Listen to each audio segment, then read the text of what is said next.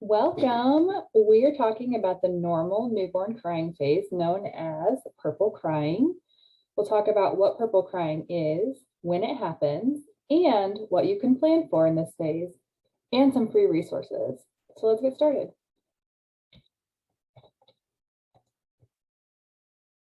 To start, hello, my name is Sarah.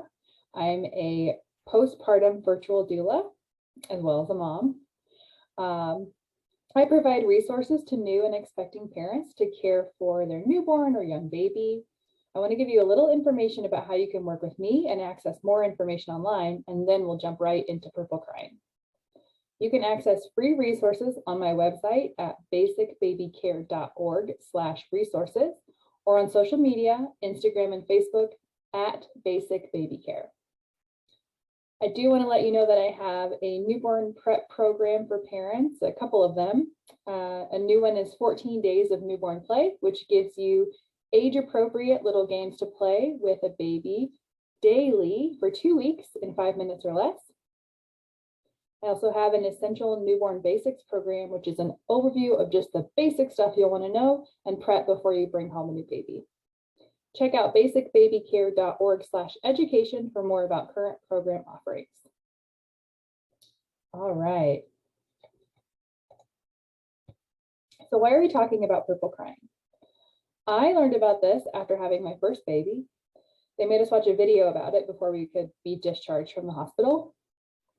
The video explained the crying phase, what to expect, but its main goal was to help us as new parents make a plan to keep baby safe, know that this was normal, and to help us not lose our cool. Because as baby grows after baby's born, the number of hours of crying per day increases over the first few weeks of life. This is totally normal and you're not doing anything wrong. That can be tough to realize if this is your first time caring for a newborn, which for most of us, it is. So this crying tends to increase daily, the amount of time over the first 8 weeks, and then slowly taper off around 4 to 5 months. So around 8 weeks, you usually reach a peak of crying in the number of hours per day. The reason we're talking about it is to help prepare you as new parents, because this phase is a contributor to shaken baby syndrome. So one of the things we want to do is help you know what's coming and make a plan and keep baby safe for when this sort of inconsolable crying is happening at your house with your newborn.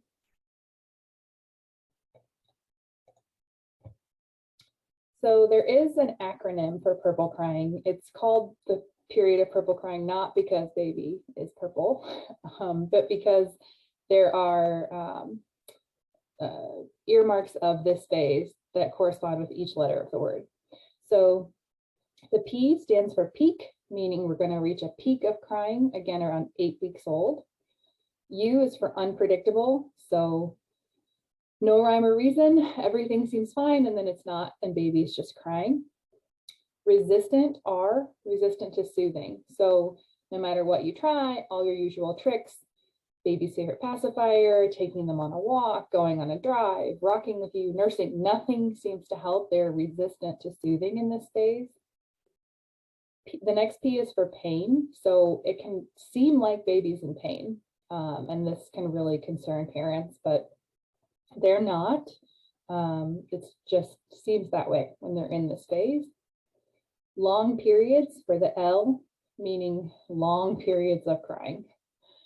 And then E for evening. So it does tend to happen, some people call it the witching hour. It tends to happen in the evening, but it could happen at any time.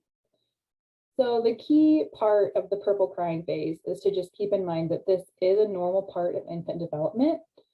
It is confusing and concerning to be told that your baby has colic.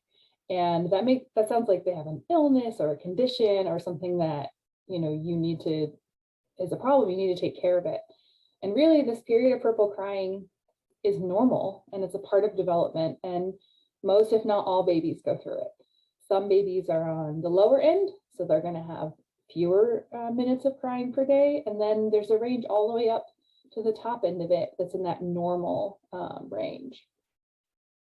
This period does usually begin around 2 weeks, continues on until 3, 4, 5 months old when it tends to resolve. All right, I keep moving. So more about this period. As I mentioned before, most, if not all, babies go through this. And it's during this time that some babies can cry a lot and some far less, but you can almost guarantee they're going to go through it. When babies are going through it, they do seem to resist soothing, as I mentioned before, and it feels like nothing helps.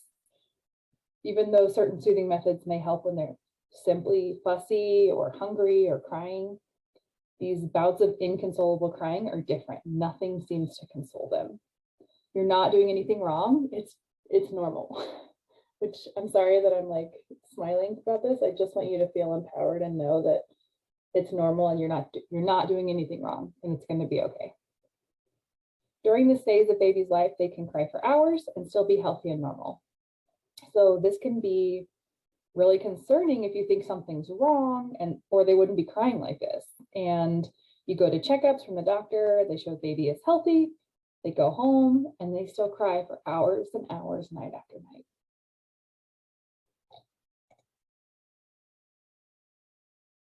So if we know about this phase, we know it's normal, we know it's coming, we know it reaches a peak.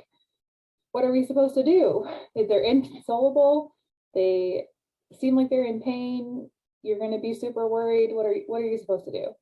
So basically what we want to do is have a plan for when this is coming, and in the event that you do get sort of tense or anxious or worked up yourself, because an inconsolable baby is really hard. So what we want to do is make a plan. And there are a couple of ways that you can approach this. If you're alone with baby, so for whatever reason, you're home alone, you're still on your maternity leave or something, and baby is just crying inconsolably, and you can feel yourself escalating to where you're just not handling this as well as you would like. One thing you can do is baby's basic needs are met. So, clean diaper, plenty of food in their belly, put them in a safe spot like the bassinet or the crib, make sure there's nothing around that would be a hazard to them. And so you can put them kind of in the safe place where they can be without you for a few minutes so you can go cool off somewhere else. If you do have someone home with you, maybe you have like your mom there, or your partner is home on leave as well, or it's that time of day, you can basically tag them in, and you can just make a plan that when you get to that point, there's no like waiting or hemming and hawing. It's their turn. You're not taking no for an answer. Baby's all yours. I'm going to take a break. That's also a way that you could approach it.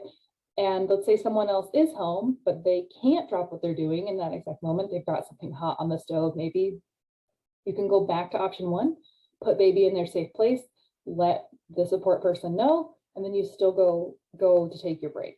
So that's the next and very important part. Is your job in that moment is to go away, put space between you and baby, go to where you cannot hear baby crying. So this could be the shower. Maybe you're going to go out on the front porch or in the backyard for a few minutes.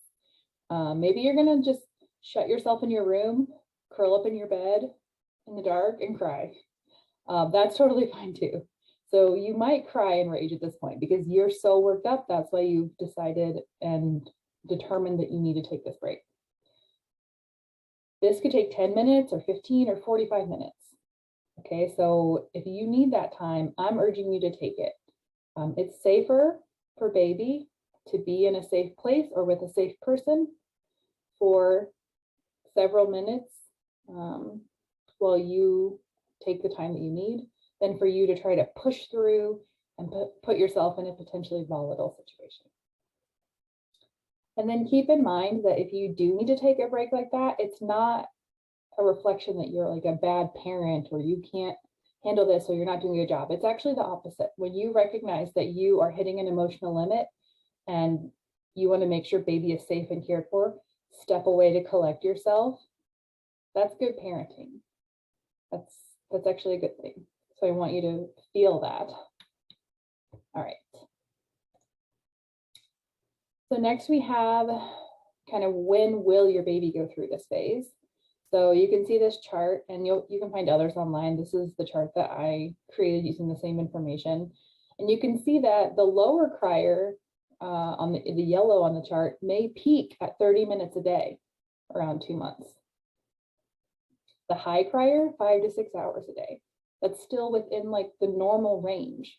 So if your baby's crying for 5 hours a day and you don't know about this period, you probably think something is desperately wrong, and maybe it's wrong with you or wrong with the baby. It's not. It's normal. It's going to be okay. This is just a phase. They're going to grow out of it really soon. So one thing I do have, and I will get you a link after we're closing up here, is a way to calculate when your baby is likely to be going through this phase.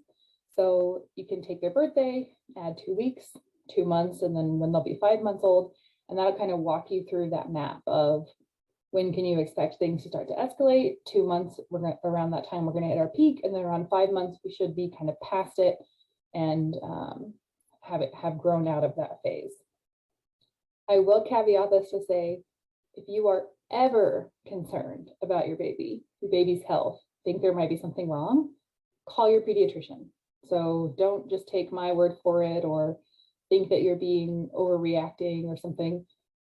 Call your pediatrician if you're concerned about your baby, whether it's crying or anything else. I do want to make sure to caveat that that's always okay and encouraged, and you should. Okay, so that wraps up what we had to talk about with the purple crying for today. You can head over to basicbabycare.org/next to grab your copy of that newborn crying chart with the graph that'll show you the times, and then also calculate when your baby is likely to go through these phases. And then you can also learn about some other options and resources that are available on my site and for working with me. Thank you so much for joining, and I hope you have a good one.